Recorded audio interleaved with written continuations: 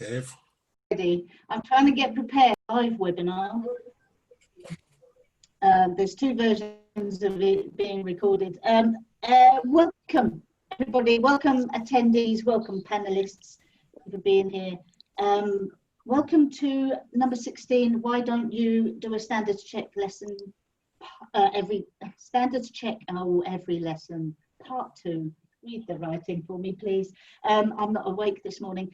Very warm welcome. We're going to get started in just 2 seconds, but can I do an advert for our blue light special that's happening Sunday, 7th of June at 11. Same place, same venue. Please, if you want to be part of that, just in case Sunday's live event doesn't happen, you won't have access. Please consider signing up to be an attendee. Then you can sit there in the background and you've got interaction. We've got special guests coming in, blue light trainers from all of the emergency services. So we've got experienced trainers coming in. Vital, because I think there's a missing link there. So blue light special Sunday the 7th of June at 11 AM, and obviously we'll try and get it up live on Facebook as well. Morning panelists, stop laughing at me.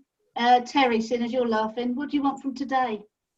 I just noticed that Kelly raised her hand. So I'm guessing she has a question. Good, we'll do that in a second. What do you want out of today, Terry? I asked you that question. Stop deferring. Oh, I wish I could spell deferring. You know what, I liked last session so much. I thought we got a lot out of it, went through a lot of stuff. And again, as usual, just interested to hear some opinions. Nothing in my head about what I want from it, or expecting anything. Just looking forward to hearing some more opinions of this illustrious crew. Thanks. No, I can't spell illustrious either. Crew. Kev, what are your thoughts for today? Yeah, as I missed last week, I'd quite like a summary so I can catch up, if that's all right. I'll tell you what, you do the summary as usual. You sort out the summary for yourself. Fab. I was all talking about the summary for part 1, but there you go. Just so I could keep up to scratch with what happened last week, and then obviously look to see what's happening and see other people's opinions this week would be really, really good. Yeah, excellent. So someone will be doing the summary. I think, Neil, you were on that last time. We didn't have time for it because it kept running over. Yeah, I can't actually remember what the summary was, but I just wanted. It was just before the Automy. What? Just before the Automy and just after the Springy. I just want to build on what we did last time anyway, and just see what everybody else comes up with, to be quite honest, for this. Why don't you do a standards check lesson every time? Yeah, Sammy can't be here. Sammy's not well, so wishing you lots of love. Get well soon, Sammy. She can't be here today. It's a bit of a shame, and seeing as she is ill, I can't ask her what she would want to bring out of this. So I'll stick my 2 pence in. Later on, guys, I want you to think about, because I have a thing about the risk management section and how important it is for people. And I've got my own thoughts on that, but how important that risk management is, not talking about the danger aspect. I'm talking about risk management as in me as a person, and certainly the driver as a person. I've got my own thoughts, but that's what I want you guys to think about. You may not know what I'm talking about, so I'll come up with a little story that I've thought about a lot over since 2014 actually. Has anyone got any starting points then? Otherwise I'm going to bully Di or Kev, because that's the usual thing I do. Actually I've started doing it to Terry now too. We've got some points because I'm seeing things on, please remember on Facebook if you've got anything you want the guys to talk about. But why is it that we do think differently on a standards check compared to our normal lessons? And I just think, well, I wonder why we do relax a little bit too much. Has anyone got any thoughts? Yeah. You guys said there's so much more to say, right? Right, Di, make sure you steal his thunder. always. I think what it is, we tend to go back to our training. You know, it doesn't matter how long you've been in this job, you tend to go back to how you were trained. And I think people try to perform the way they did on their part 3 often. And unfortunately, the part 3, and I hate to say this, but a part 3 is a basic standard. And the examiners expect you to be better than that standard and to have actually developed a little bit. And so people try to do what they don't normally do because they don't realize that their development is very, very good and what they're doing is very, very good. So they try to replicate what they did on their part 3, and what they did on their part 3 is actually quite a base standard. So they should just do what they do. And if they did what they did, they'd probably get a better result instead of trying to do something they don't normally do. Yeah, I agree with that. Does everyone else agree with that? Steve, are you replying to Di, or shall I go to, you're replying to Di? Yeah, Steve. I just think, yeah, it's almost like trying to pantomime your way through, isn't it? I think that's the thing. Instead of people seeing it as an ongoing development, to keep things client-centered, to follow the kind of structure, it's a case of, oh, I'll just do that day, then go back to what I normally do. Whereas if you actually focus more on what you normally do rather than the pantomime show, you probably do a lot better at getting to where you wanted to be with it. Yeah, I agree. I think that's it. Terry? Two things. Keith mentions on the chat that you're just more relaxed in lessons, which obviously you are, and plays a big part. But that goes back to what Steve and Di have said. If you, and like I said last year about going to the dentist, you know, if you do it every day, you're more relaxed on the day. And second thing, there's a message on Facebook. It says, telling me to say something. So Fiona knows you're watching. So Fiona, I'm watching. Hello. Oh, could be Sammy. Oh, who's watching? Someone's watching. I am. I've got to tell you, Facebook said. Yeah, I am. Yes. So hello. I think it's probably Sammy. I'm glad you're watching. Hopefully you're going to feel better really soon. Hopefully it's not anything horrible that you've got.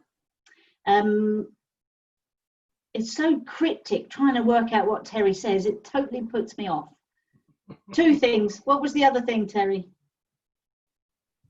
There was two things. Yeah, the Facebook let me know I'm watching, and what Keith said on the chat about being more relaxed day to day, and that's why you don't. It's hard to carry that on. So here's a question. Here's a question. First to put their hand up. It's in relation to what Keith just said. When you're on a normal lesson, who are you concentrating on the most? First one to answer. Kev? Student. Good. Neil, were you going to say the same thing? I was, yeah. I was going to just say the student's agenda, but that's the same thing, really. Everyone else agree? And I think that's the thing. So in terms of how you can get back to that, get back on track at any point, I can't leave it. I know this isn't about how do you achieve good things on your standards check, but if you know why you feel more relaxed in that lesson, maybe you can use it to benefit yourself. So it's find out, well, why is it that I feel so relaxed normally? And who is it that I'm concentrating on? And then who is it that you're concentrating on when it feels a bit awkward when someone's sitting in the back? It can help redress things. Go on, Kev. I've got a question. I don't know if it came out last session, but yeah, next, move on. Well, because Linda's got one as well. Because Linda was before you. I thought you were saying it. So hold your question, Kev, because you'll remember it. I want to go to Linda. I'm going to talk across you. I'm going to Linda. Sorry, Kev. I'm used to it. Don't worry, I'm used to it. It's age before beauty, you see. Favoritism. I don't know about that. Favouritism. Yeah, I'm sorry about that. Go on, lovely. Morning. All I was going to say really was in responding to Steve in a way, really, and Di, what Di said. I think people get mixed messages about what the examiner is expecting from them. So where they wouldn't normally be talking about MSM or MSPSL or whatever, they feel that they need to be putting these things in to make the examiner happy. I mean, I'd fall over it. There's no way that I could do that because I don't do it in a normal lesson. But I think there is that that sort of misconception of what is actually wanted on a check. Yeah. Yeah. Totally Does that make agree. sense? It does. It makes a lot of sense. Yeah. So if people change what they normally do, yeah, for the standards check. Now I'm getting totally confused because Steve wanted to say something. I rudely interrupted Kev, but I had a feeling Kev was going on to say something else. And now Di wants to say something. And then Di wants to say something, but I haven't gone back to Steve. And now I don't know what they're trying to tell me, so I don't know who to defer to first. Kev, can I ask you a question? I've zoned out. What? Sorry. Is your thing a new subject? Because I think It can be, Steve, yeah. is yours? It can I'll be. phrase it differently Steve, to be a new subject there. were you relating to what Di and everyone said? Was your comment this? Yeah. So if you speak now, please, Steve. Just something that Linda said as well. I mean, if on the standards check I all of a sudden started saying MSM, I don't think any of them would know what I was talking about. For a start, they would just confuse everybody. And I think when you going back to that kind of act and it not being what you do normally, I think if you're relentlessly drilling your student you're taking for your standards check for a standards check, you're going to have a shocker of a lesson because they're going to be trying to focus on what you've told them to do as opposed to the actual drive itself. You're just going to overload them. You're just going to be putting out fires from the minute the keys go in the ignition, aren't you? Really, it's just you can't have somebody concentrate on so much at the same time. Fighting fires with your risk management section for sure. Absolutely. Di?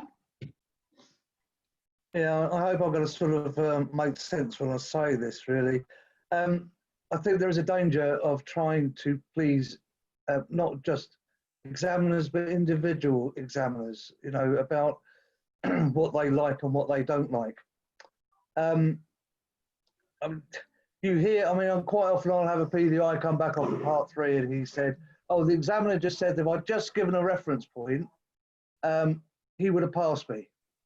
And then on his next one, he will go and mention reference points and the examiner said, well, you didn't need to give him reference points. So I think there's a real misunderstanding because the examiners will mark the standards check or a part 3 on those 17 competencies. And that little box down the bottom where they put their comments is just personal opinion. It's just, a comment that they have made. It's nothing to do with the marking. It's just a comment that they have made. And it basically means that in that circumstance on that day, your pupil would have benefited from this today. Yeah, it doesn't mean you have to do it every time because reference points are useless sometimes and brilliant other times. So if there was a need to give a reference point and it wasn't given, you'll get marked down. But if you give a reference point and confuse the hell out of a pupil while giving them reference points, you'll get marked down. So it's really using the best that you have so that learning takes place in the most efficient way. I agree. My instructor gave me a brilliant reference point that I understood 10 years later. The only reason I remembered it was because I was so upset because I didn't know what he was talking about. Memories are formed because of usually memories are formed because of an extreme, got you, Neil, memories are formed because of an extreme emotional reaction to something. So really happy or really scared or really confused, like I was. 10 years later, I found out what a quarter light was. I think, Neil, we should go for your question. Okay, so Steph asks, can I ask you all honestly, if you had an invisible examiner be known to you sitting in on one of your lessons, would you get your normal top A marks? And I believe it'd be yes. I think Terry wants to add words. Yeah, go.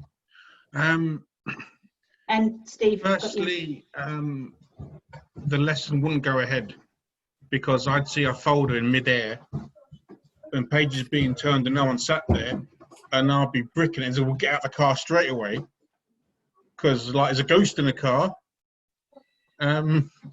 We'd both jump and just run. So the lesson I'd get a fail probably because the lesson wouldn't happen. Right, let's have a sensible answer from someone else. Terry has been on the whiskey this morning. That was sensible. Pink drinks. Can I answer it sensibly? Yeah. No, of course not every time, Steph. We all have bad days, we all have bad hours, bad 2 That's hours. true. We're true. humans. We have outside things going on in our head. We don't focus fully. And so, no, definitely not every time. Yeah, I think some examiners, if they're, because if the person in my seat is fond of using words that they wouldn't use in other people's company, you know, part of mirroring and matching is using the same sort of language. Well, that's my excuse anyway. So, you know, some people would be offended by that, but the relationship in the car, if that person's happy with it. Steve and then Linda. Just to answer Steph's question, absolutely not.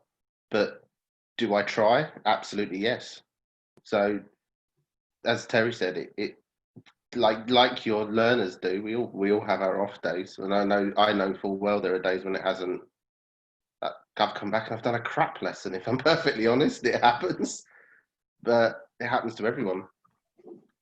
In terms of following that, though, in terms of structure, where people know what they're doing, yes. But it's the little subtleties, you know, that we're talking about. But following the structure, I do. Oh, that's very loud, Linda. I'll come to you in a minute. The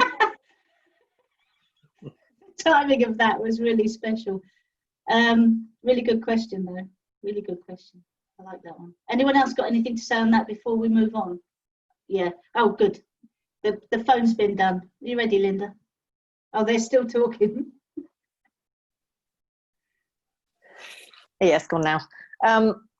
What I was going to say is, no, we don't all have perfect days, and same as everybody else. But I think we know it. We know when we've not done a brilliant lesson, and we know when we have. I think you can just you just know. You know, you can feel it when you come out of that car and you think, yep, I've done everything I could have done there, and so did they. You just know you've done a good lesson. And going back to what I was saying previously about my Sanders check, I knew it was a crap lesson. But I couldn't get out of it because I didn't have any escape.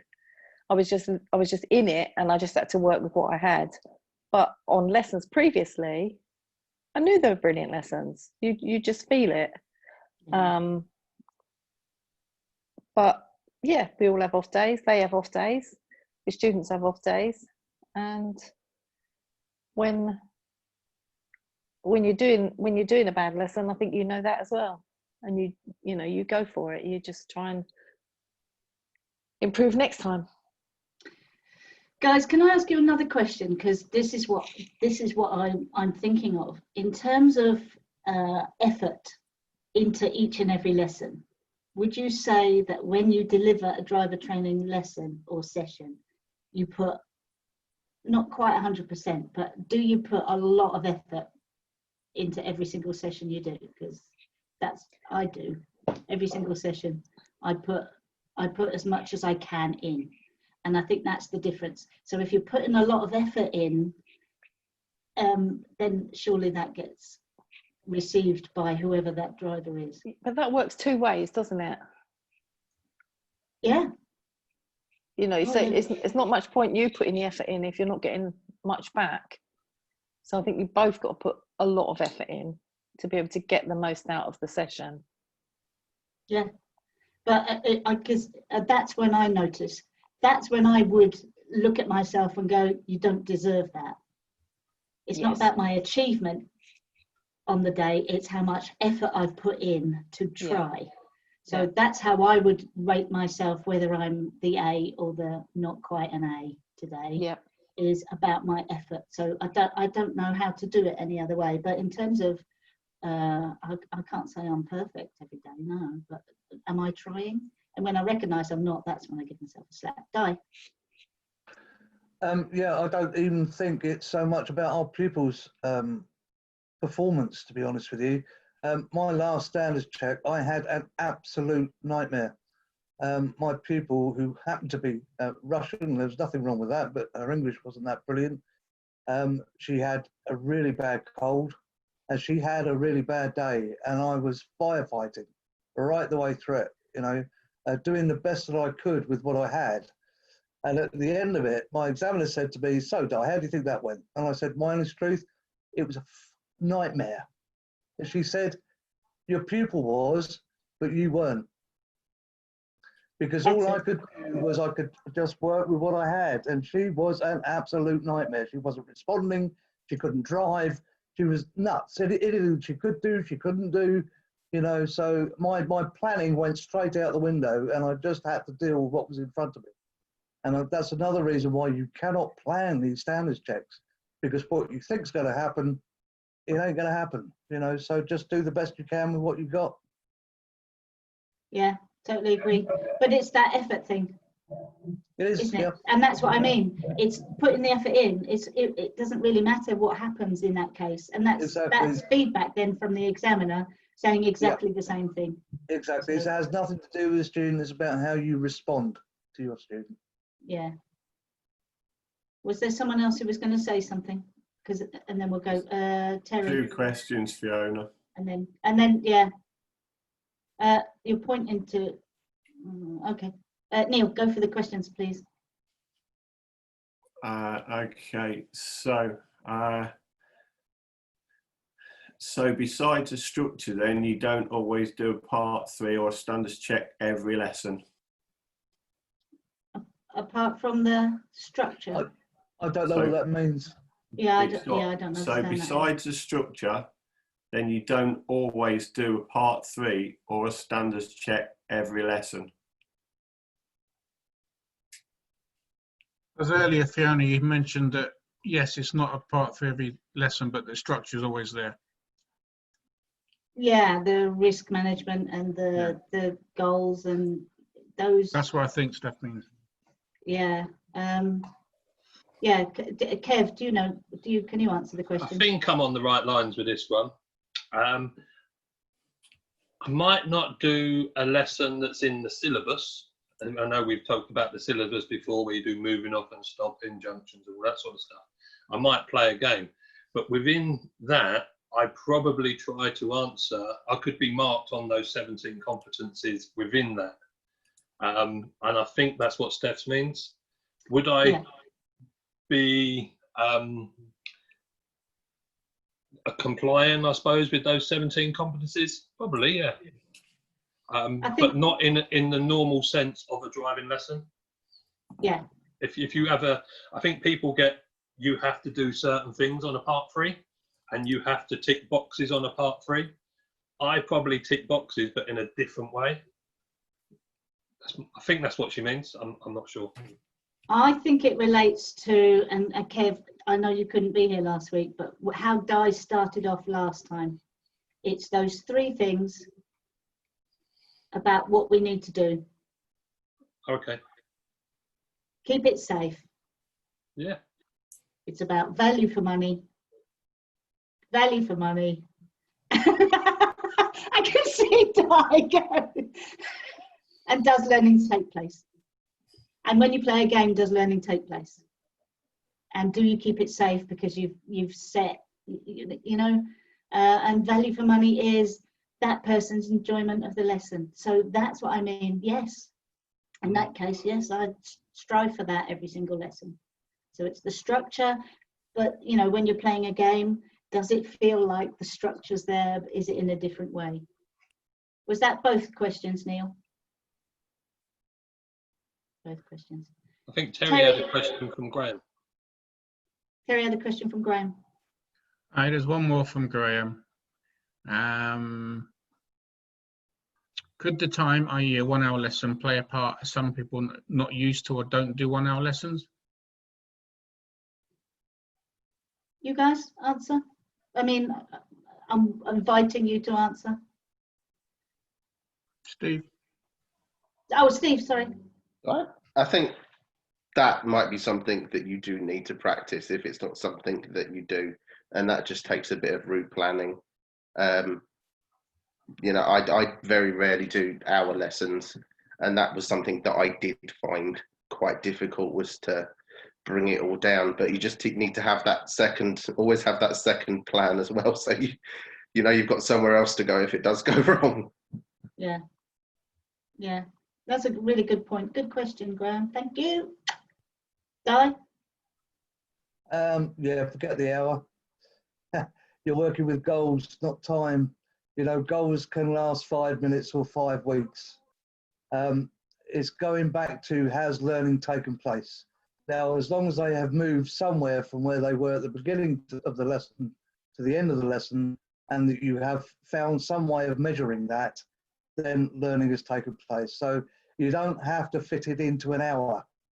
They don't have to have achieved, you know, it's going back to the old PSTs of today. You will have a good understanding of how to do a turning the road. Yeah.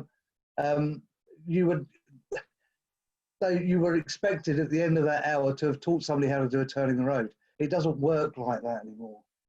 This is about setting goals and helping your student towards those goals. Now, you could have 4 or 5 goals in a lesson, or you could only have 1 goal in a lesson, which is continuous, you know. So don't try to fit it into an hour. Use the time that you have to get your student from where they started to somewhere towards achieving their goal. Yeah, further. A little bit further. Great. Phil had something to say, and Neil waved another question. Phil, is yours about what's been going on currently? What you were going to say? I was quickly going to say to Graham that, yes, I find the hour can be a little bit awkward doing a standards check. But no, I was going to move on to something a little bit different then, I think. So I don't know if you want to do that or whether you want to take the question. I'm going to ask Neil, what do you think? Because you know what the question is. I think it's around similar sort of thing, to be quite honest. Okay. So So go for Neil and then you again, Phil. Is that right?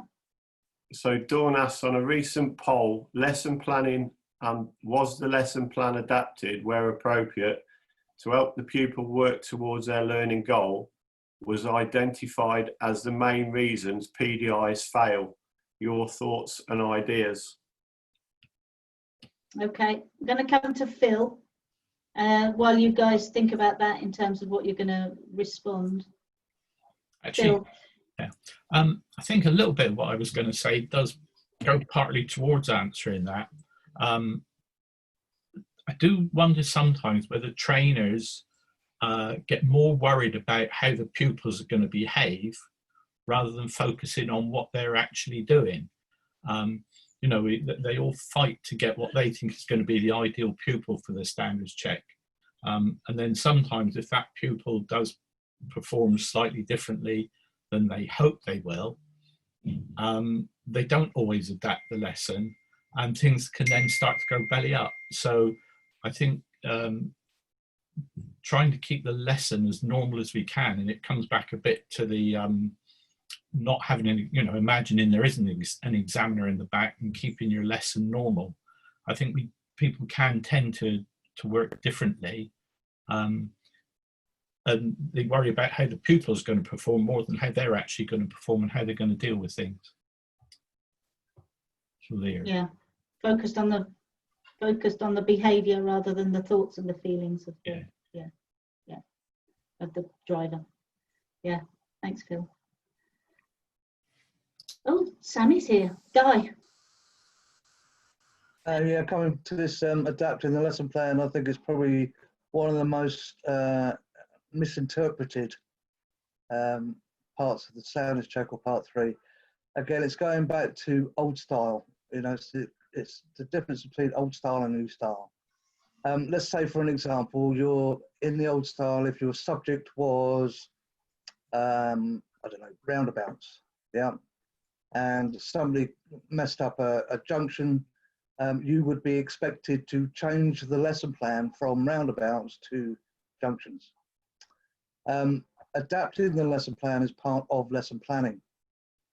Any lesson is about your pupil achieving a goal, and it should be goal focused. And the whole of that competency says you should adapt the lesson plan to help your pupil achieve their goal. So the practice should be challenging, but not overwhelming.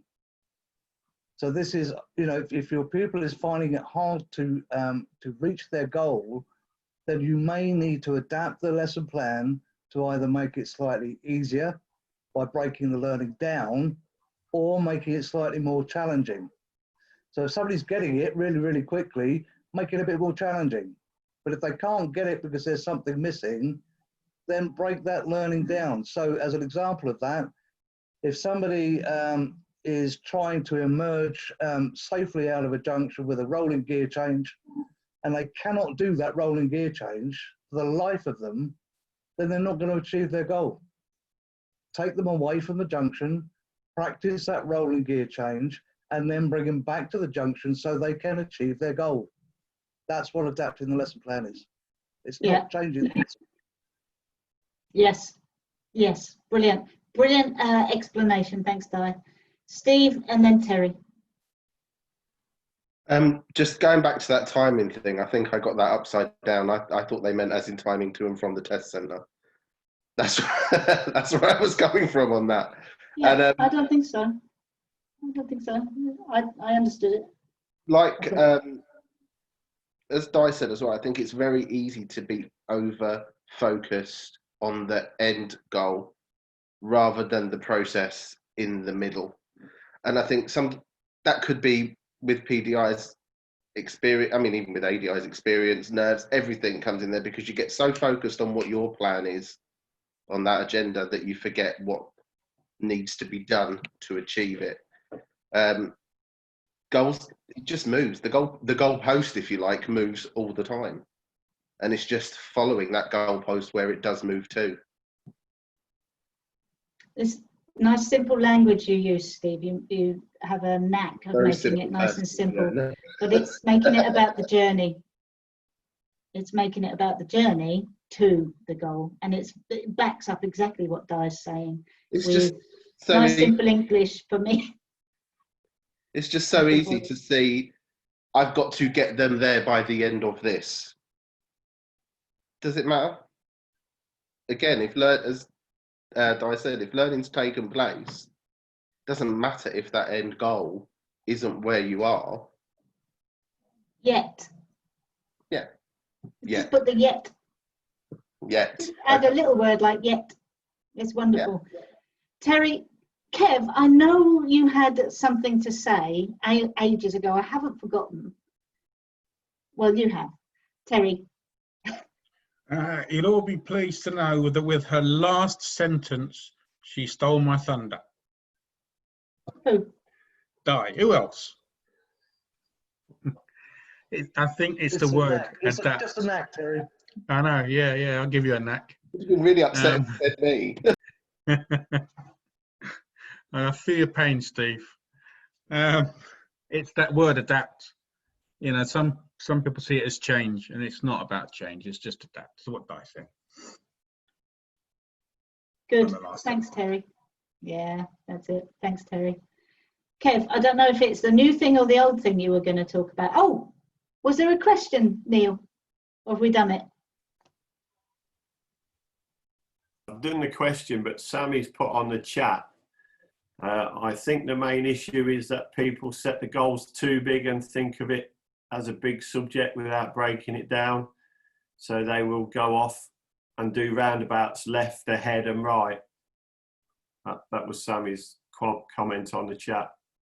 Yeah, the smaller ones. Yep. Right, Kev. I forgot them.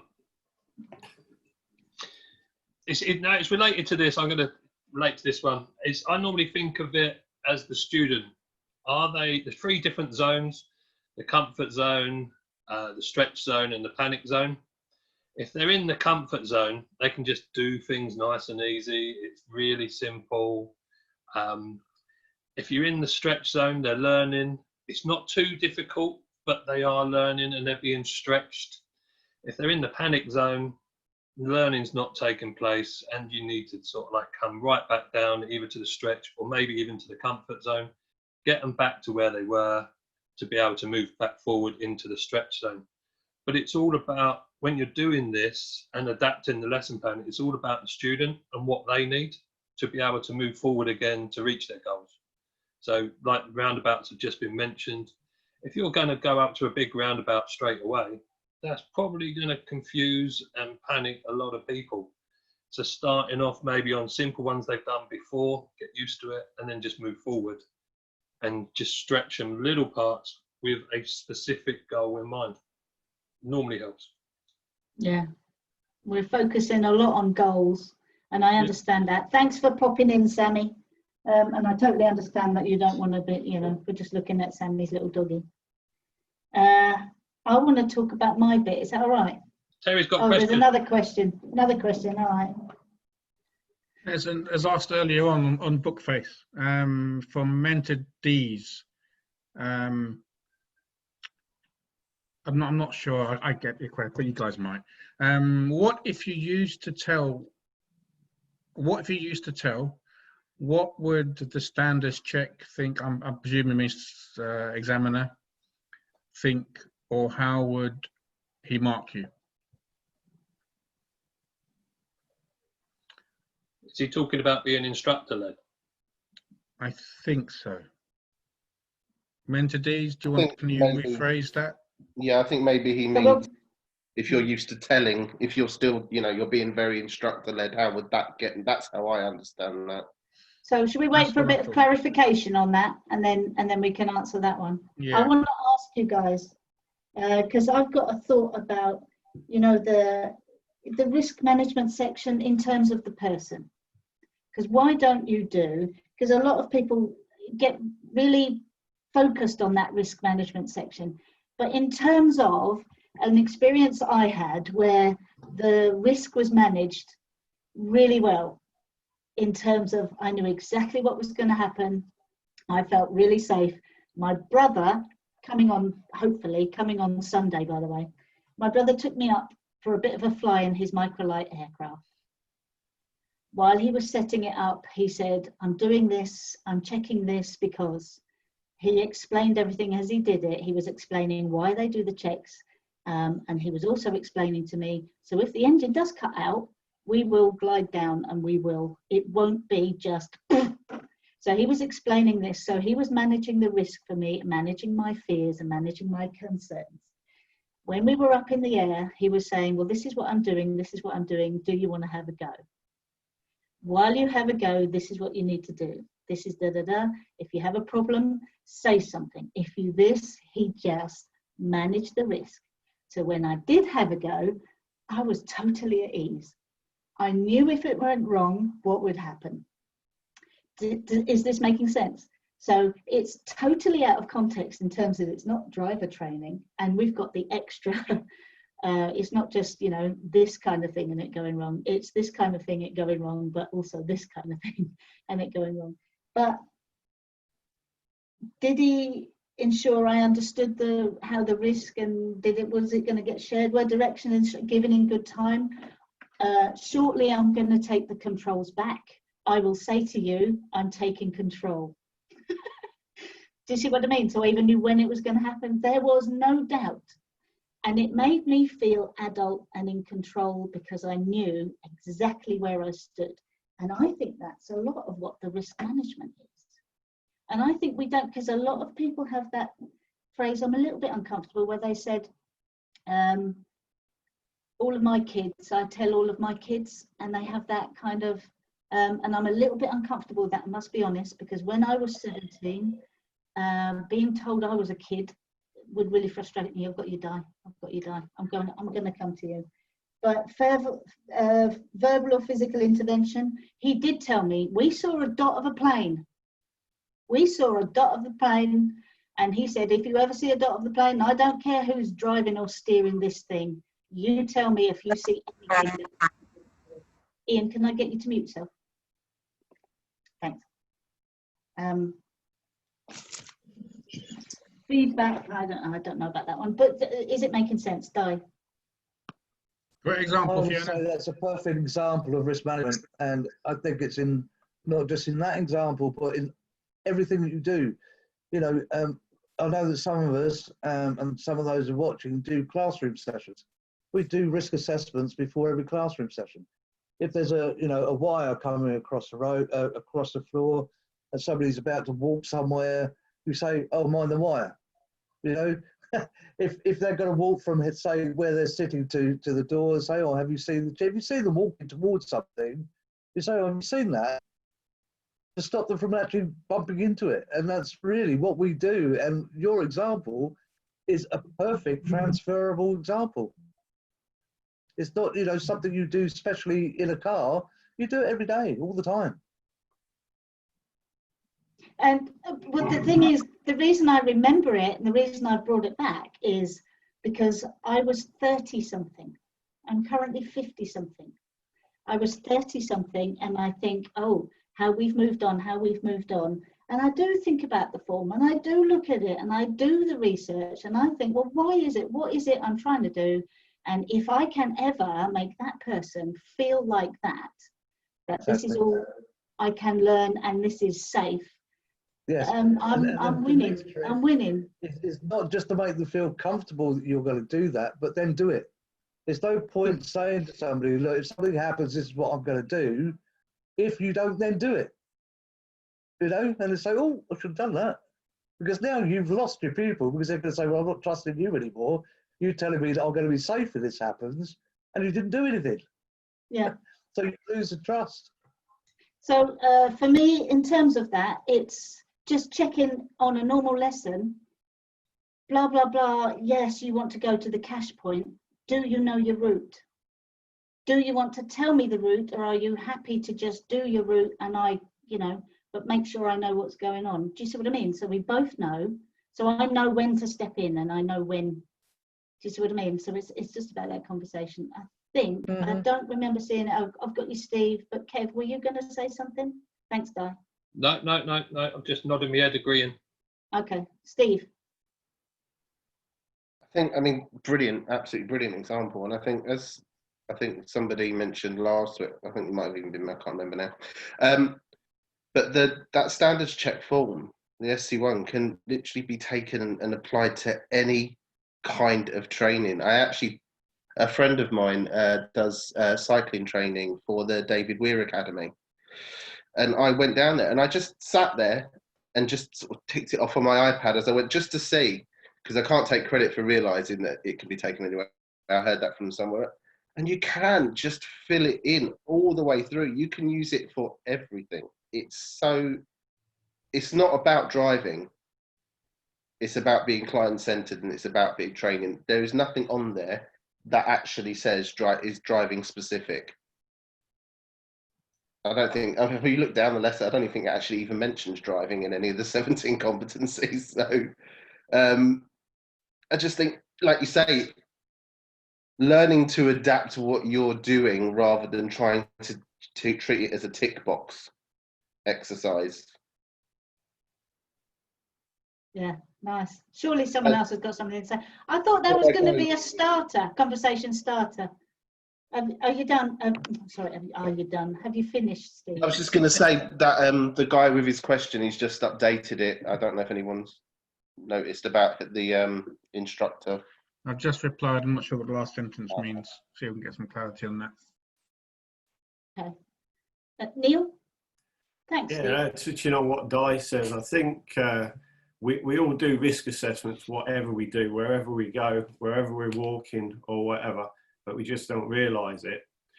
And I think people try and complicate it too much because they're under stress and pressure rather than just sitting back and realising what they've got to do. So like your brother explaining to you exactly what he's going to do, they just go into meltdown because they're struggling and they're worried about the check test. They don't actually think about what they've got to do themselves. You know, and like I say, we do it on a daily basis, an hourly basis, a minute basis. Whenever we do something, we think about what the risk could be to ourselves automatically. So, yeah. It's funny. Just thinking back, just in that split second, I remembered being a tiny kid, probably 7, being on the back of his motorbike, maybe 8, and him telling me what to do then. So I think he's well, anyway, he's coming on Sunday. He has to come on Sunday. Mick.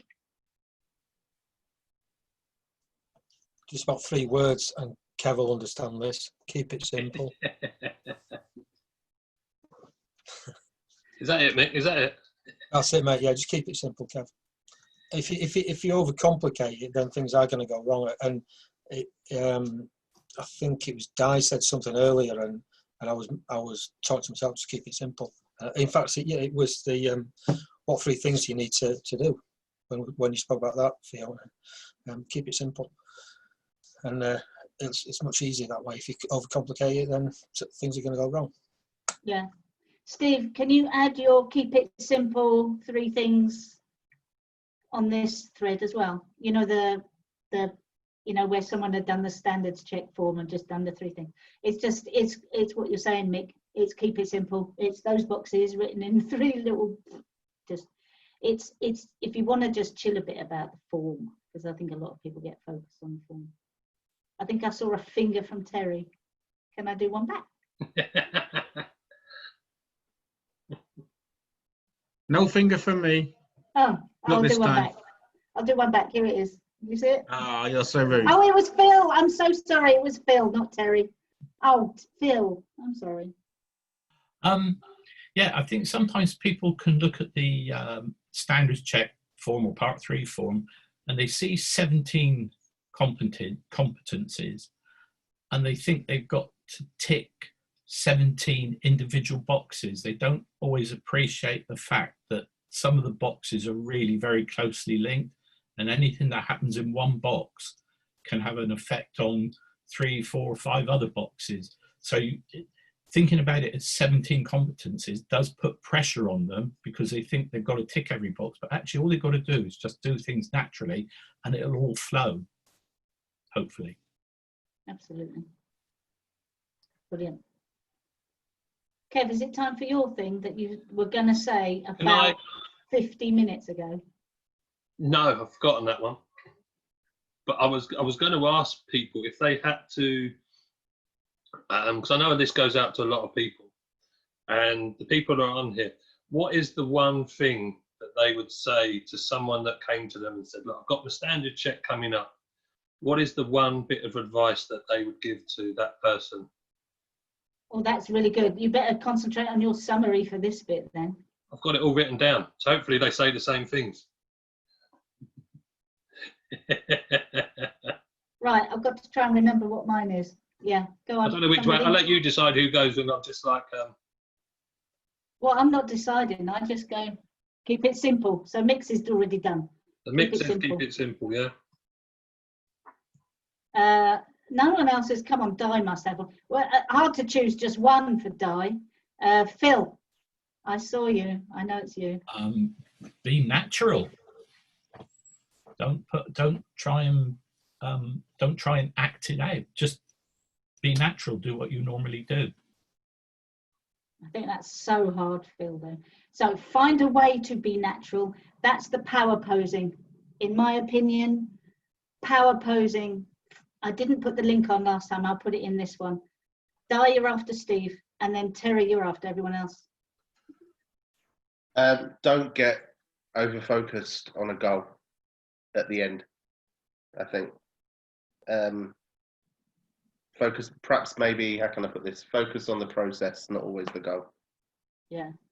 Maybe. If Sammy was in a good place, she could write this in the thread. I don't know how easy that would be for her. I don't know how she's feeling. That's usually the sort of thing Sammy would be so efficiently doing. Di, then Terry. Simple answer, believe in yourself. Oh, nice. Believe in yourself. Believe in yourself. Nice one. I was so tempted to go Neil before Terry, but Terry, go on, Terry. I thought you would, actually. I was waiting for that one.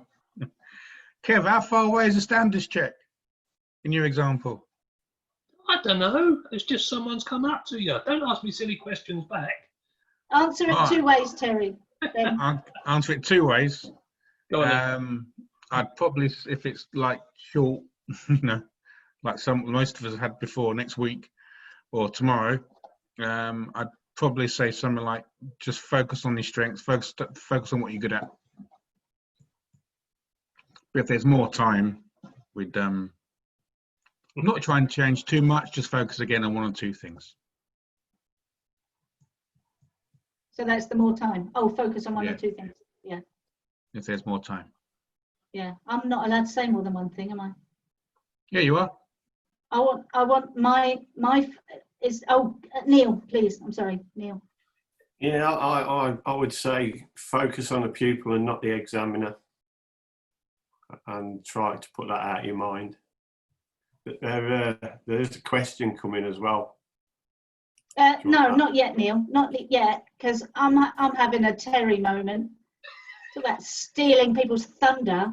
Remember, I have the power to mute all of you. With that, Neil, I think it's in the moment on that standards check, when you feel uncomfortable, when you feel that you're focused in here and not anywhere else, find a way to get away from what you're thinking internally. Get away from the internal dialogue.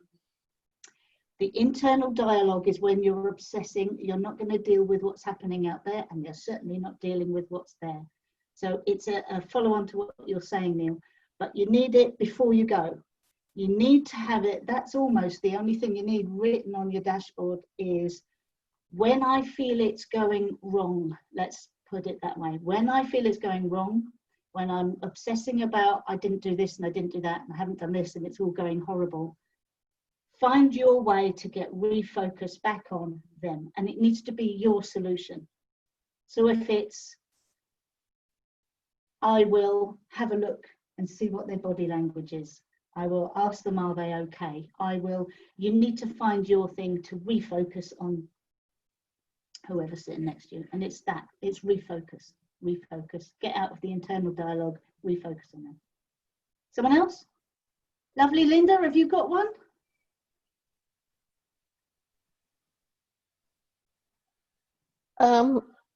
I'd probably say pretty much the same as everybody else. Be yourself. Try and be as natural as possible. Forget about your examiner and have an escape route. Plan B. Yeah, nice. It's that don't lock your doors, Linda. Yeah.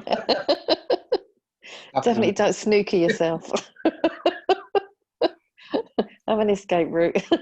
Yeah. I think that was a really nice thing. I like that a little bit.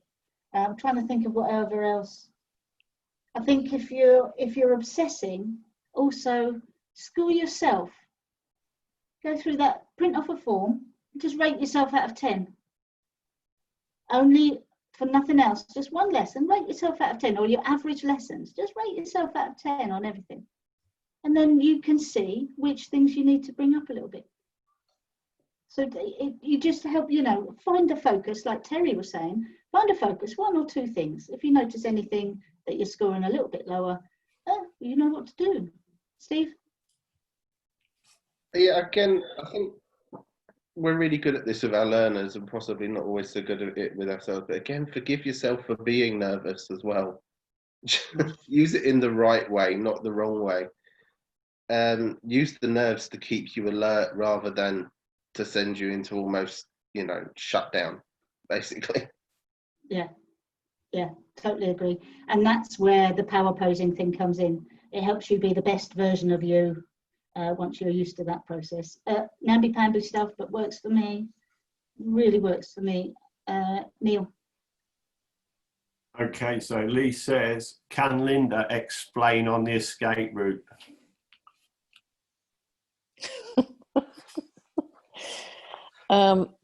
Yeah, really have a plan B. Don't get yourself into a situation where you can't get out of. For an example, on a route, don't take yourself down a way that you just can't get away from. You've got to carry on that route because you haven't thought of anything else.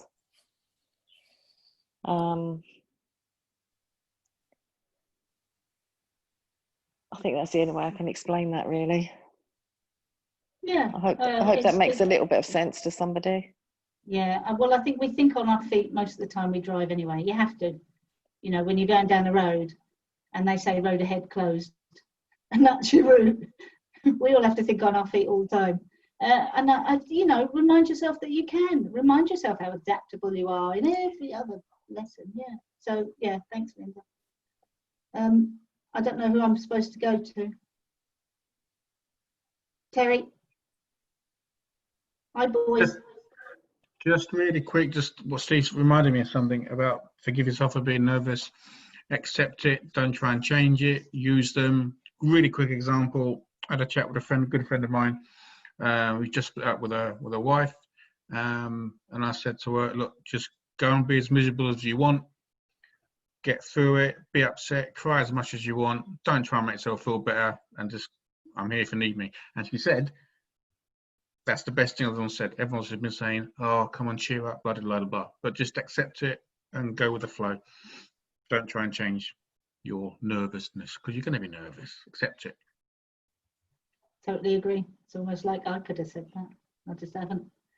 I think we should do one of Kev's expert roundups. He's frowning. That means he's doing something.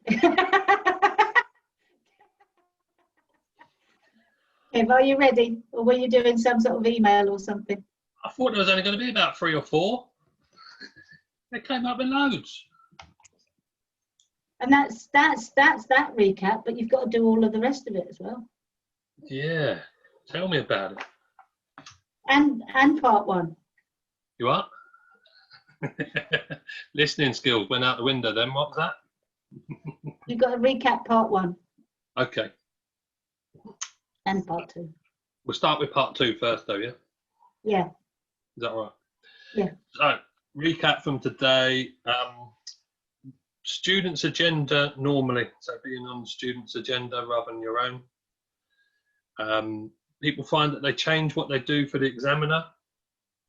That was from Linda. If we try and use the mirror signal maneuver routine from Steve, it becomes an act because the students don't normally know what you're talking about.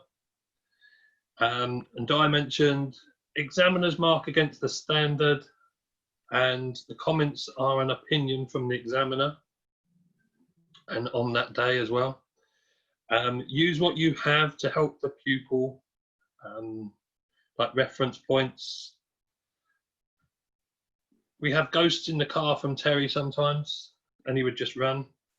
But if you was to have an invisible examiner, would we get the same result in the car? We all have bad days, we also have good days. But Linda says, recognise a good lesson and what it looks like. Like we said about our students, really, what is a good driver, what's not a good driver. We could do the same with our lessons. Put an effort in. So Fiona, you mentioned putting effort in, and that includes the student. Di, on her standards check, had to work with what she got. Even though the student was having a bad day, she had to still work with what she had to work with.